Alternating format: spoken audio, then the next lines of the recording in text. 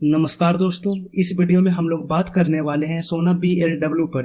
तो पिछले एक सालों में सोना BLW में लगभग 11% का नेगेटिव रिटर्न और मैक्स की बात की जाए तो मैक्स में कंपनी ने 46% का रिटर्न अपने इन्वेस्टर्स को दिया है।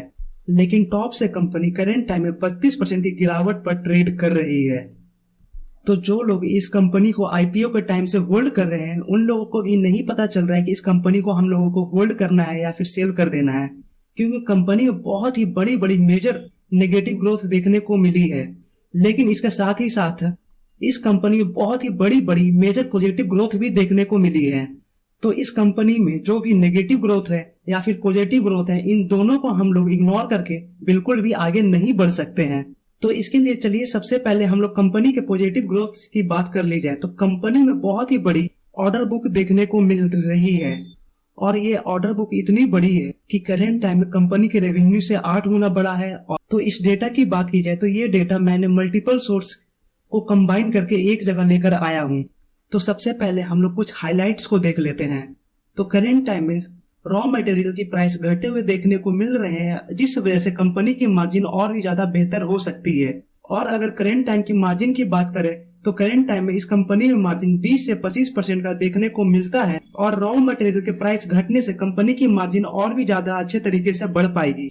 सेकंड, कंपनी डोमिनेंट पोजीशन रखता है ईवी सेक्टर में, स्पेशली डोमेस्टिक और इंटरनेशनल मार्केट में।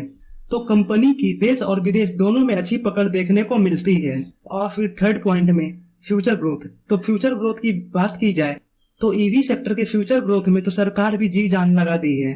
गवर्नमेंट कितना ज्यादा ईवी सेक्टर को पुश कर रहा है और ये पुश क्लियरली शो करता है ईवी सेक्टर का क्या फ्यूचर ग्रोथ होने वाला है। और फिर फाइनली है कंपनी की वैल्यूएशन। अब बात ये आ जाती है कि हम लोगों को इस कंपनी के ऊपर बेट क्यों खेलना चाहिए। तो बहुत सारे इन्वेस्टर्स ऑटोमोबाइल इलेक्ट्रिफिकेशन पे बहुत ही बड़ी अपॉर्चुनिटी देख रहे हैं। तो इसका मीनिंग ये बिल्कुल नहीं है कि इन्वेस्टर्स लोग पैसे लगा रहे हैं तो हम लोग भी जाकर कंपनी पे जाकर वेट खेलें। हम लोगों को ये जानना है कि इन्वेस्टर्स लोग क्यों इस कंपनी पे दांव खेल रहे हैं। लेकिन इसलिए बेट तो बिल्कुल नहीं लेना है कि इन्वेस्टर्स लोग बेट ले रहे हैं तो हम भी जाकर बेट ले लेते हैं। ये सही तरीका नहीं होता है बेट लेने का।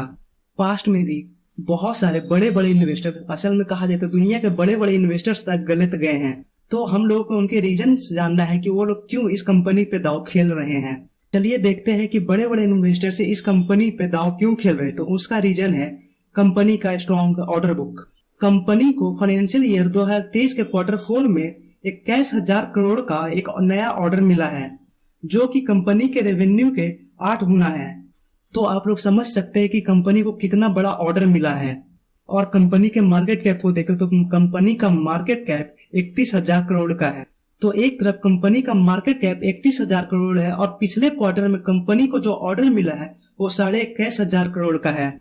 तो इससे आप लोग रिलेट करके देख सकते हो कि कंपनी को कितना बड़ा ऑर्डर बुक मिला है।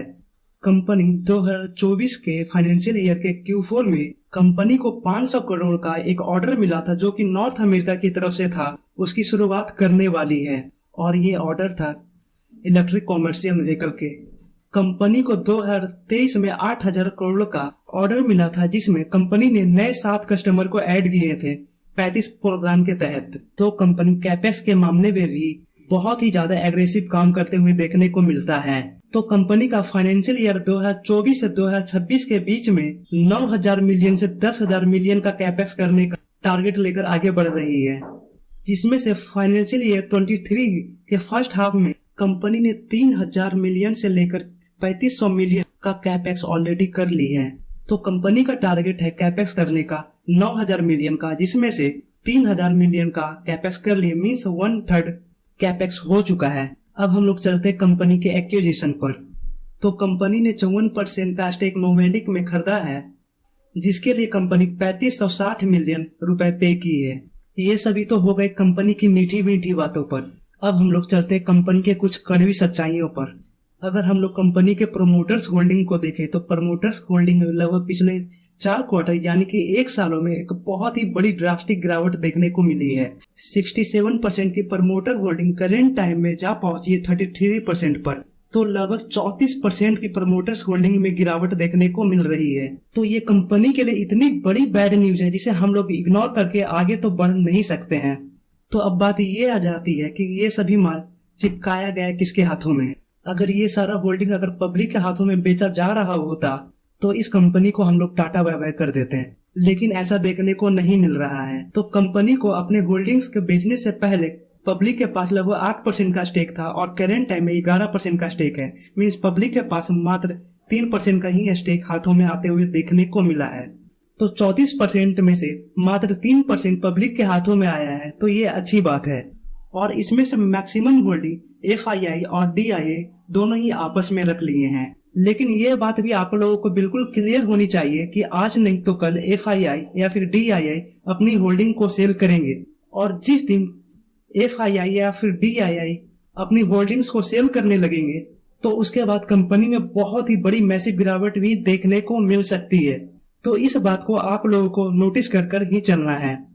इन सभी के साथ एक क्वेश्चन और भी राइज होता है कि कंपनी के प्रोमोटर्स तो स्टेक सेल कर दिए हैं, लेकिन FII और DIA ने बाय किया है, तो ये कैसे एक पॉजिटिव ग्रोथ मानकर हम लोग चल सकते हैं। तो ये कुछ इस प्रकार है। तो प्रोमोटर्स के पास कंपनी के बारे में सबसे ज्यादा इंफॉर्मेशन होता है और फिर उसके बाद FII और DIA के पास इंफॉर्मेशन होता है, और सबसे कम इंफॉर्मेशन पब्लिक के पास ही होता है। अगर FII और DIA बाय कर रहे हैं तो इसका मीनिंग तो यही है कि इनके पास कंपनी के बारे में पॉजिटिव न्यूज है या फिर पॉजिटिव ग्रोथ कंपनी में देख रहे हैं। अगर नेगेटिव ग्रोथ देख रहे होते तो FII और DIA क्यों बाय करते। वाजिब सी बात है कि ये स्टेक जो बेचा गया है 34%, इसे तो बिल्कुल भी FII और DIA के द्वारा बाय नहीं किया जाता। और सबसे कम इंफॉर्मेशन पब्लिक के पास होती है, तो बाजार में सब कुछ घट जाते हैं, उसके बाद पब्लिक के पास न्यूज आता है कि मार्केट में या फिर कंपनी में ऐसा ऐसा कुछ हो चुका है। और FII और DIA जब कंपनी में बहुत ही बड़ी पैसे लगाते हैं तो वो लोग कंपनी के अंदर भी जाकर रिसर्च करते हैं, लेकिन पब्लिक क्या ऐसा करते हैं? तो इसका आंसर है नहीं। पब्लिक को सिर्फ उतना ही इंफॉर्मेशन पता होता है जितना मीडिया में चल रहा होता है। तो चलिए अब हम लोग कंपनी की नेट प्रॉफिट को देख लेते हैं। तो कंपनी में बहुत ही ज्यादा उठापटक मिलता है। तो आप लोग बस इसी चीज को देखो, कितना ज्यादा कंपनी में उठापटक देखने को मिल रहा है। और कंपनी का ओपीएम भी काफी ज्यादा अच्छा देखने को मिलता है। अगर इस कंपनी का एवरेज ओपीएम भी निकाला जाए तो आई थिंक 25 के आसपास ही आने वाला है। तो 25% का ओपीएम काफी ज्यादा अच्छा माना जाता है। और करेंट टाइम में रॉ मटेरियल की प्राइसेस भी घटी है, तो कंपनी का ओपीएम और भी ज्यादा बढ़ता हुआ देखने को मिल सकता है। और लॉन्ग टर्म के लिए कंपनी का नेट प्रॉफिट देखें तो लॉन्ग टर्म में भी कंपनी का नेट प्रॉफिट बहुत ही ज्यादा ऊपर नीचे हो रहा है। आप लोग जैसा कि यहाँ पर देख सकते हैं, तो यहाँ पर कंपनी ने लगभग 100% की ग्रोथ दिखाई है, और उसके बाद देखा जाए तो फिर से लगभग 100% से ज्यादा की ग्रोथ, और फिर इसके बाद देख सकते हैं कितनी बड़ी गिरावट कंपनी में देखने को मिली है। और ये कंपनी एक मिड कैप कंपनी है, तो आप लोग इसके लिए बिल्कुल तैयार रहना है। अगर आप लोग इसमें इन्वेस्टमेंट करते हैं, ये कंपनी आसानी से 50-60% तक भी गिर सकती है। आप लोगों को ये समझना होगा कि मिड कैप ऐसे ही चलता है। मिड कैप में थोड़ी बहुत भी प्रेशर देखने को मिलेगी तो 40-50% तो आसानी से टूट जाता है। अब चलिए हम लोग कंपनी के कुछ फ्यूचर प्रेडिक्शंस को भी देख लेते हैं। लेकिन ये प्रेडिक्शन है, प्रेडिक्शन में थोड़ी सी भी कैलकुलेशन इधर उधर हुई या फिर मार्केट के थोड़े से भी हाव भाव बदले तो सारी प्रेडिक्शन धरी की धरी रह जाएगी। तो फाइनेंशियल ईयर 2024 में कंपनी की नेट सेल 34,000 करोड़ की होने वाली है और 2025 में 42,000 करोड़ की होने वाली है, जिसमें से नेट प्रॉफिट 584 करोड़ की होगी और 2025 में 771 करोड़ की हो सकती है। तो इस बीच में कंपनी का PE 57 और 40 का है। तो चलिए गेस करते हैं कि इस वक्त कंपनी की कितनी बड़ी मार्केट कैप हो सकती है। तो मार्केट कैप का एक फॉर्मूला होता है PE इंटू नेट प्रॉफिट। तो अगर हम लोग इन दोनों को मल्टीप्लाई कर देते हैं तो कंपनी का उस वक्त का मार्केट कैप निकल कर आ जाएगा। तो 548 करोड़ इंटू 57, तो 2024 में कंपनी की मार्केट कैप होने वाली है 31,236 करोड़। और 2025 में बात करें तो 771 गुना 40.5।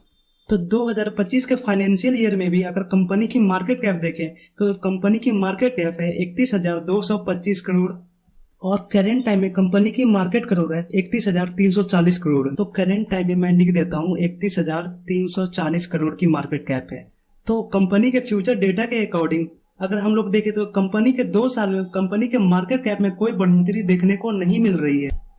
तो अगर इस प्रेडिक्शन को माना जाए तो कंपनी आने वाले अगले 2 सालों में कंपनी में कोई भी ग्रोथ देखने को नहीं मिल सकती है। लेकिन आप लोगों को इस बात को भी याद रखना है, ये कंपनी की प्रिडिक्शन है, प्रिडिक्शन सही भी हो सकती है या फिर गलत भी। तो कंपनी ग्रोथ इसलिए नहीं कर पाएगी शायद क्योंकि कंपनी का पीई वैल्यू करंट टाइम में लगभग 80 के आसपास ट्रेड कर रहा है, और जैसे जैसे वक्त आगे बढ़ेगा तो कंपनी का पीई गिरेगा, तो इस वजह से कंपनी का मार्केट कैप में ग्रोथ देखने को नहीं मिलेगी। लेकिन अगर कंपनी अपने 80 के पीई पर अगले आने वाले 2 सालों के लिए टिका रह जाता है तो कंपनी में एक बहुत ही बड़ी मैसिव ग्रोथ भी देखने को मिलेगी।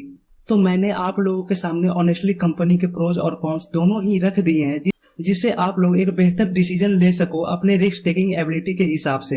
और इसी के साथ इस वीडियो को एंड करते हैं। Thank you for watching.